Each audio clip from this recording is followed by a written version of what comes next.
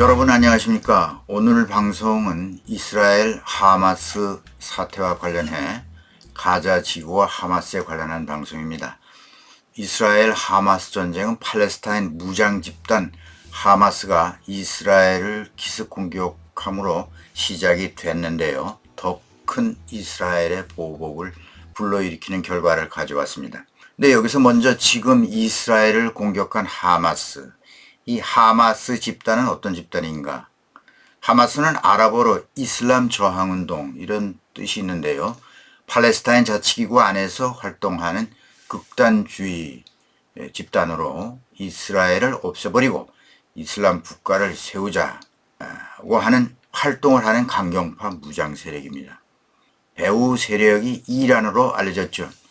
당연히 이스라엘을 재고 대상으로 하고 있습니다. 서방 국가에서는 전에도 이런 일을 벌였기 때문에 하마스를 테러 집단으로 규정하고 있죠.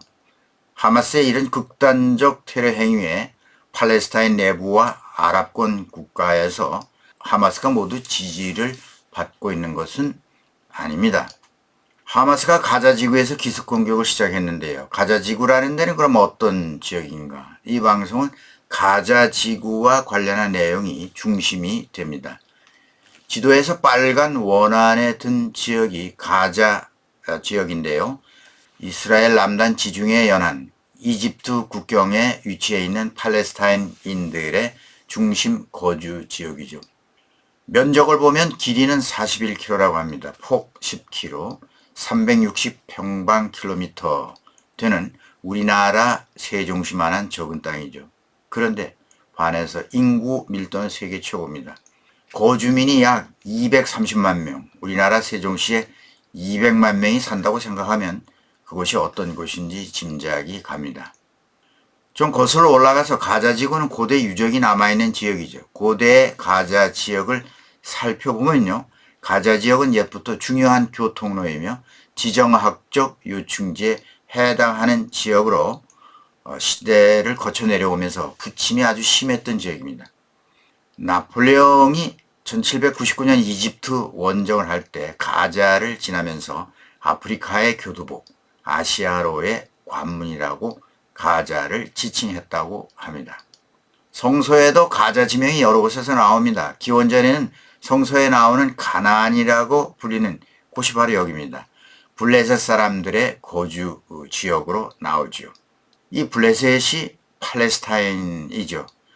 구약 성서의 삼손과 디리라의 기록도 그 장소가 가자 지역이라고 합니다. 이렇게 고대로부터 존재해왔던 지역임을 알 수가 있습니다. 현재에 와서 이스라엘 안에 팔레스타인 자치기구가 통치하는 지역이 요르단강 서안 웨스트뱅크라고 합니다만, 그리고 이 하마스 통치 지역인 가자 지역뿐입니다. 그렇다면 어떻게 해서 이 좁은 땅의 인구가 밀집되게 살고 있느냐? 처음에는 그렇지 않았죠.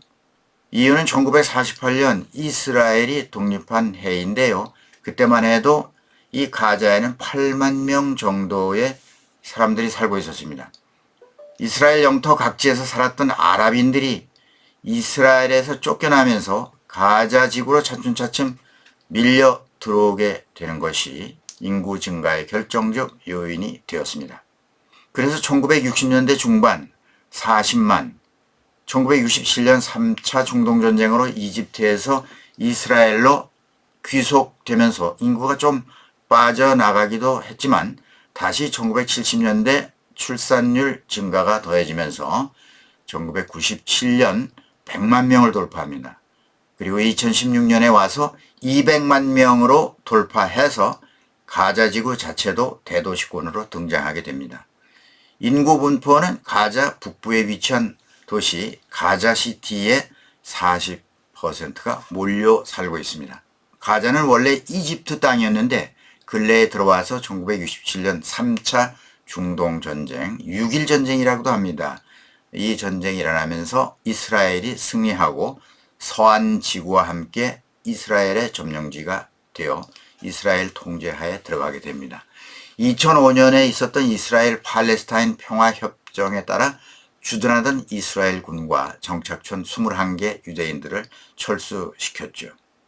2006년 팔레스타인 총선에서 무력 저항을 주장하는 하마스가 승리하자 위협을 받는 이스라엘은 가자를 전면 봉쇄하고 가자 지구를 에워싸는 분리 장벽을 세웠고 2021년에는 땅굴 감지 센서와 레이더 등을 갖춘 높이 6m, 길이 65km의 스마트 장벽까지 설치했습니다.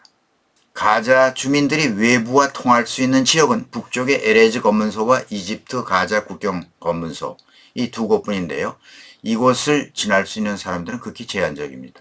이집트 정부도 IS 등 테러 분자들을 단속하고 있었기 때문에 이들과 하마스가 무슨 짓을 할지 모르니 견제를 이유로 국경을 열어주지 않고 사실상은 봉쇄된 상태입니다. 가자지구 주민들은 먹고 살자니 할 수 없이 비밀 땅굴을 파서 그 통로로 밀무역을 하는 그런 처지입니다. 구호단체나 기자들 정도가 이 지역에 가끔씩 들어가곤 하는 그런 상황입니다. 그야말로 세계 최대의 지붕 없는 감옥으로 불리고 있는 정말 기막힌 지역이죠. 그뿐 아니라 주민들은 실업과 경제난, 생필품 공급이 부족하고 극심한 식수난과 전력난에 시달려 왔는데요. 하나뿐인 발전소 시설마저 이번에 파괴되어 버렸죠. 이번 폭격으로 말하자면 대피소도 탈출구도 없는 우리 속담에 도관에 든 쥐의 형국이 되어 있는 곳입니다. 가자 주민은 생존수단이라면 간간히 외부 원조에 의존해서 생활하는 감옥 같은 삶의 연속이라고 할 수 있죠. 이런 일도 있었습니다.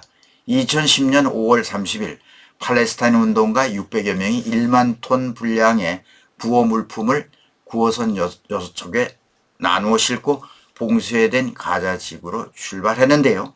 이스라엘 군이 쫓아와서 공격해서 9명이 사망한 겁니다. 사망자가 모두 외국인 민간인이었다는 점에서 이스라엘을 향한 국제회의 비난이 곳곳에서 뒤따랐습니다. 이게 2010년 가자 구호선 사건이죠. 그동안 가자 지구에서는 이스라엘과 여러 차례 큰 충돌이 있었습니다. 2008년, 2012년, 2014년, 2021년 그리고 이번 2023년 10월 7일까지 5차례 큰 충돌을 겪습니다. 충돌 때마다 양측의 압도적 전력 힘의 차이로 인해 피해는 대부분 가자 지구의 팔레스타인인들에게 집중됐습니다.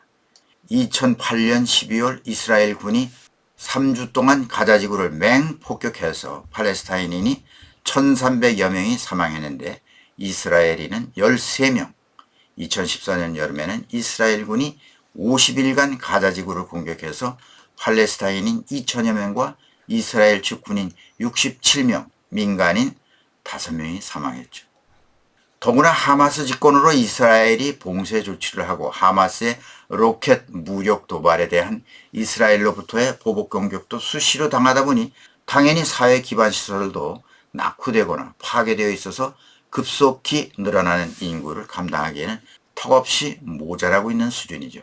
종교 면에서는 200만 명이 넘는 인구 중에 기독교인이 3천여 명, 현재는 1천여 명 정도이고요. 나머지는 다 무슬림입니다. 가자 지구도 이집트와의 교류나 사업이 이루어지고 해외 파견 노동으로 돈을 버는 계층은 있기 때문에 빈부격차는 있죠. 특히 하마스 집권 세력, 의사, 사업가 등 부유층이 사는 가자시 서쪽 동네는 고급 주택, 대형마트, 호텔 등이 있어서 전쟁으로 폐허가 된 다른 가자 지구보다는 상태가 훨씬 낫지만 이쪽에도 폭탄이나 미사일이 간간히 떨어지는 건 마찬가지입니다. 목숨 걸고 산다 해도 과언이 아니죠.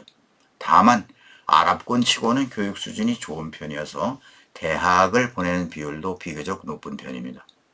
팔레스타인의 또 다른 영토인 요르단강 서안지구 일명 웨스트뱅크와 비교하면 서안지구가 요단강을 낀 초원지대인데다가 봉쇄 조치의 영향을 상대적으로 덜 받기 때문에 실업률이 낮아 가자 지구에 비하면 상대적으로 살기는 괜찮습니다.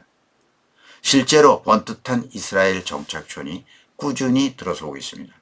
물론 서안지구도 가자지구보다 상대적으로 살기 괜찮다는 것이지 저임금이 대부분인데다가 청년 실업률이 30에서 40%에 달할 정도로 일자리 구하기는 쉽지 않습니다. 이번 하마스 공격이 일어나기 하루 전은 상당히 의미 있는 날이라고 합니다. 제4차 중동전쟁으로 이어진 1973년 이집트와 시리아의 기습 공격이 발생한 날로부터 딱 50주년이 되는 날이었습니다. 이 전쟁을 유대인의 명절 옴키푸르 날 일어났다고 해서 옴키푸르 전쟁이라고도 하지요. 이 4차 중동전쟁에서 이스라엘 사망자만 2656명, 아랍 측에서는 1만 8천 명이 사망했습니다. 엄청난 일이죠. 이번 일이 당시 상황과 비슷하다는 주장이 있습니다. 하마스 지도층, 이런 의미 있는 날을 선택했던 것은 계획적이 아니냐라는 얘기도 있습니다.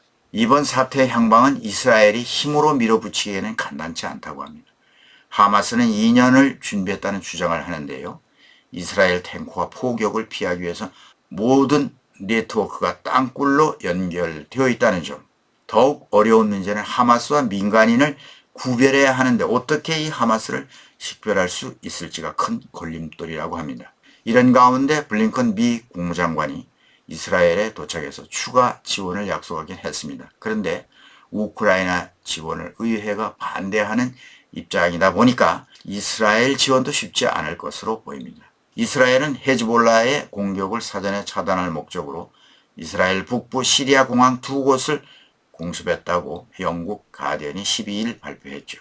지금까지 추이로 보면 이 사태가 국제전으로 확산되는 게 아니냐 하는 그런 우려도 나오고 있습니다.